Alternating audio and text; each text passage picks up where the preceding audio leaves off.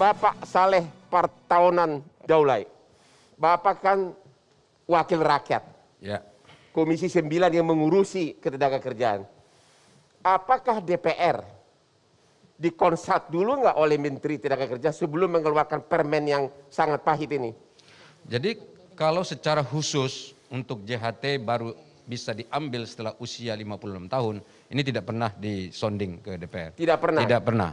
Tetapi memang DPR selalu mengamanatkan kepada pihak pemerintah agar dari waktu ke waktu kesejahteraan para pekerja ini dipikirkan. Ya. Termasuk diantaranya itu adalah tentu mengharmonisasi semua aturan perundang-undangan yang ada, terutama setelah lahirnya Undang-Undang Cipta Kerja. Apakah permen ini mensejahterakan karyawan atau malah merusak masa depan? Kalau menurut saya sih sebetulnya saya tentu sebagai wakil rakyat mendengar apa yang disampaikan oleh para pekerja. Jelas-jelas para pekerja itu begitu keluar, ini begitu lahir, ini langsung menolak.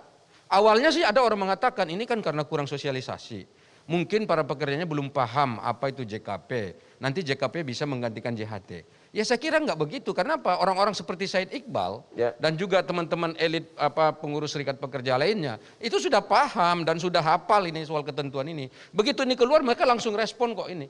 Jadi artinya ini bukan soal kurang sosialisasi dulu. Jadi pertama, yang menurut Bapak apa? Apakah peraturan tidak manusiawi atau apa? jadi begini, ini kan situasi kita begini loh Bang Hotman. Ya. Ini para pekerja sudah merasa ditinggalkan terus nih. Oleh siapa? Oleh pemerintah di dalam mengambil setiap kebijakan yang Kalau berkenaan DPR? dengan hajat hidup mereka. Sebentar, misalnya ketika pemerintah mendorong bagaimana agar Undang-Undang Cipta Kerja itu segera disahkan. Itu tetap tuh langsung bekerja walaupun demo berpuluh ribu orang di jalanan tetap jalan. Kemudian yang kedua, kemarin peraturan soal upah minimum.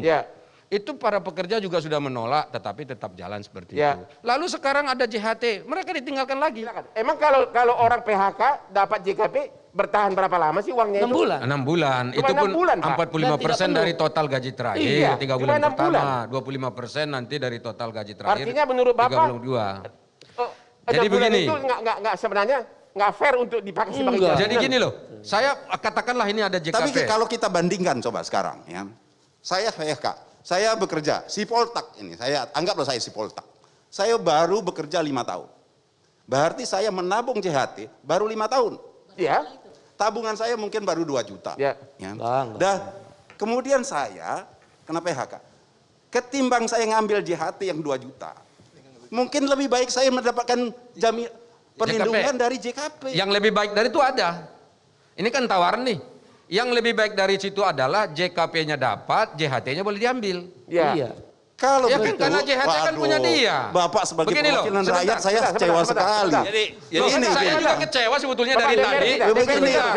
Begini, dari tadi ingin bicara terus. Terus dia soal undang-undang disalahkan. Seakan-akan ini salah. Iya, DPR salah. Dibilang salah, terus dirubah lagi katanya nggak salah. Kalau mau kecewa dari tadi saya dengar terus nih, lebih baik saya nggak usah jadi pembicara ya Bang Kalau dianggap salah. Karena apa? Karena ini nggak fair ini. Diskusi tidak fair. Sebelah sana terus yang ngomong. Bukan. Saya mau kasih tahu. Ngomong. Kan ditanya mana pilihan yang terbaik. Saya katakan JKP diambil, JHT dapat. JHT dapat. Kalau dia mau sebentar. Kalau seperti itu. Sebentar Pak, saya kan mau bicara dulu. Sebentar. Kalau JHT-nya mau disimpan sampai 56 tahun silakan. Kan boleh juga begitu. Boleh juga. Mau diambil sekarang silakan. Karena ada orang JKP-nya diambil Bang Hotman. Ternyata dia mau bikin usaha baru nggak cukup duitnya. Begitu dilihatnya JHT, andai kata JHT digabung dengan JKP bisa bikin usaha baru. Dan ini kan bisa membuka lahan baru untuk dia dan bisa untuk bertahan. Akhirnya dia nggak miskin muda seperti yang dikhawatirkan Bang Hotman tadi. Ini loh, jadi ini pilihan-pilihan ini banyak. Kemudian begini, pemerintah katanya seperti orang tua mengasuh anak-anaknya. Tapi anak-anaknya nggak pernah didengar. Mestinya kan para pekerja didengar dong sebagai anak. Anak usulannya jangan begitu. Ya tolong dirubah. Ya dengan demikian ada diskusi antara orang tua dengan anak. Betul bahwa subsidi pemerintah banyak ya. Ada yang tadi misalnya subsidi upah. Saya kasih contoh. Subsidi upah ini dari data-data yang dimiliki oleh BPJS Tenagakerja waktu itu tidak semuanya ternyata tercover. Ada yang salah data, ada yang salah akhirnya tuh nggak dapat. Sebagian ya, ada banyak juga itu. Nanti pas saya dicek lagi datanya itu sampai jutaan juga nggak dapat. Kemudian yang kedua itu orang yang disubsidi upah tadi itu rata-rata kalau dia sudah PHK itu nggak dapat, malah justru yang disubsidi yang masih bekerja tercatat sebagai pesertanya BPJS Tenagakerja. Nah kalau misalnya model seperti itu, ini kan kebutuhannya untuk siapa? Ini kan kebutuhannya bagi mereka yang bermasalah tadi. Jadi bantuan dia setelah dia tidak mendapatkan pekerjaan. Dan ada lagi bantuan-bantuan lain misalnya kayak pelatihan kerja. Pelatihan kerja itu orang sekarang coba masuk ke situ saja susah.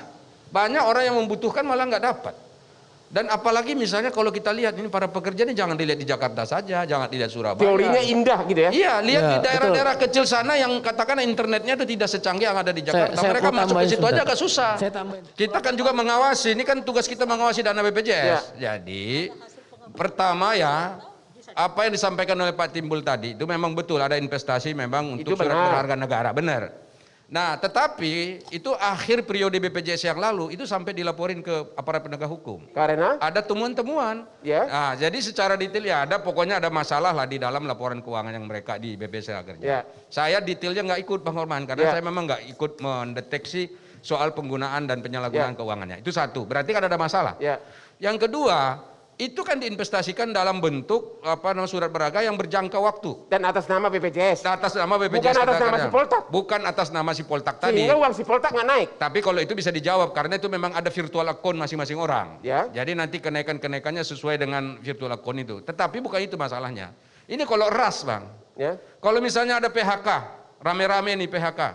Kemudian orang pada mau minta nih sesuatu dari JHT tadi. Kan nggak mungkin mereka tarik semua uang yang berjangka ini. Karena berjangka. Jadi jangan-jangan sebentar Bang Timbul, saya lihat udah mau pegang sesuatu. Jadi khawatirnya ini kan jangan sampai ada mispersepsi di kalangan masyarakat bahwa ini jangan-jangan ini JHT nggak boleh diambil untuk menghindari rush ini. Karena kemarin penarikan uang JHT itu besar. Pada saat mulai dari tahun 2020 awal pandemi, 2021 puncaknya saya kira, dan sampai sekarang masih ada penarikan itu. Jadi Anda menduga peraturan menteri ini bisa jadi mencegah ras supaya jangan diambil semua uangnya dan supaya tetap ini bisa ada di sana untuk kita akan investasi. jawab berikutnya. Karena memang dia diinvestasikan dalam waktu dan jangka tertentu. Pak Saleh, apakah undang-undang tentang jaminan sosial tadi yang mengatakan tidak termasuk PHK untuk mencairkan JHT mau dirubah nggak secepat mungkin? Bapak kan tidak setuju dengan permen ini. Ya, jadi saya kira ini undang-undang ini sebetulnya kan sudah berumur juga ya, sudah nomor 40 ya, nomor 40 ya. Jadi karena itu memang kalaupun mau kita merubah itu harus membaca secara kolektif, Bang. Karena ini undang-undang ini SJSN misalnya, dia bukan hanya bicara soal BPJS Tenagakerja, tapi ada di sana BPJS Kesehatan. Undang-undang BPJS itu sendiri juga bukan undang-undang tentang BPJS Tenagakerja saja, tetapi separuhnya adalah tentang BPJS Kesehatan. Jadi karena itu kalau pertanyaan itu di BPJS Kesehatan pun ada problem juga sebetulnya, termasuk misalnya kelas standar. Nah karena itu kalaupun kita mau membahas ini nanti tentu akan kita kaji lagi. Tapi intinya kalaupun kita mau merubah undang-undang apapun namanya yang berkenaan dengan hajat hidup rakyat, rakyatnya harus dilibatkan secara aktif. Apalagi yang berkenaan dengan buruh dan para pekerja. Karena buruh dan pekerja dimanapun di dunia ini itu sangat sensitif. Jadi pertanyaan kunci, apakah Bapak sebagai anggota DPR setuju Undang-Undang nomor 40 dirubah agar PHK termasuk salah satu alasan pencairan jaminan hari tua? Yes or no? Yes. Terima kasih.